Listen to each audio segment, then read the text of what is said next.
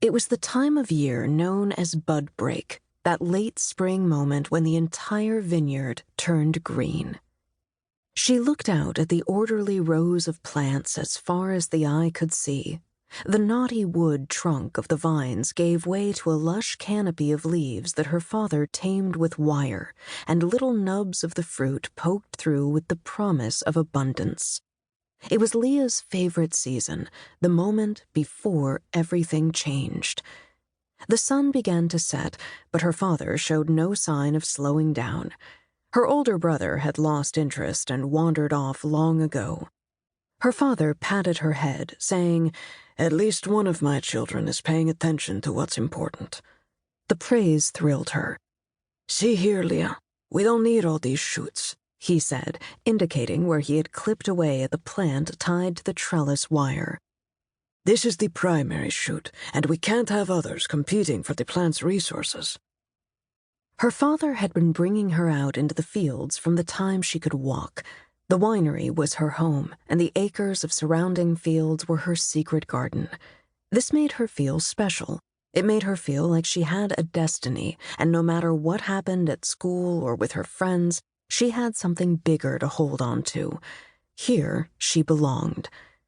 A young man emerged from the row of Syrah plants. Javier was her father's most trusted field hand. "Javier, tomorrow we'll start at 5:30, her father called out to him. "Yes, Señor Hollander." Javier had black hair and black eyes and long limbs that made her watch his every move with fascination. When he disappeared into the distance, the fields suddenly felt a little less alive. She was 12 years old, Javier was her first crush, and her feelings made the vineyard seem even more magical.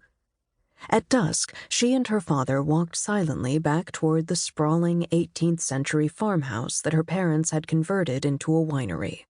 She heard laughter from the back deck, an assembly of women in which her mother held center court.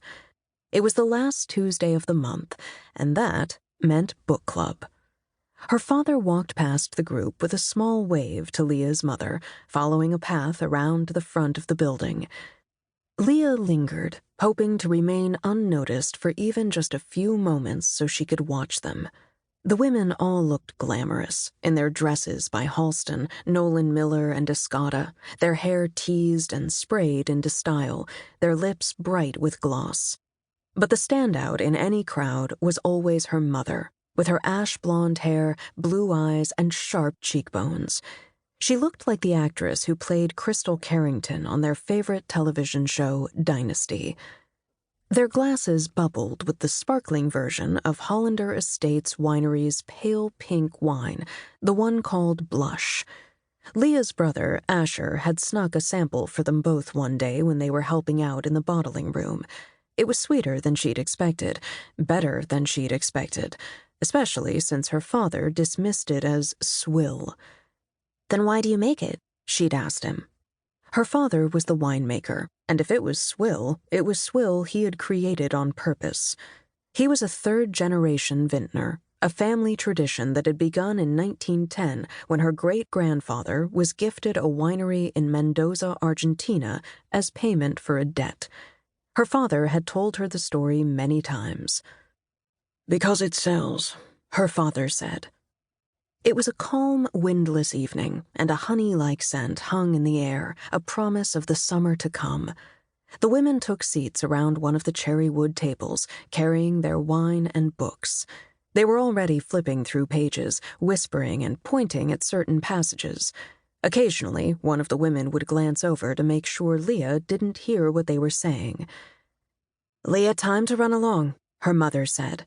"We're going to begin." Leah did not want to run along. She yearned to be included in the group, to get dressed up and sit by her mother's side and talk about books.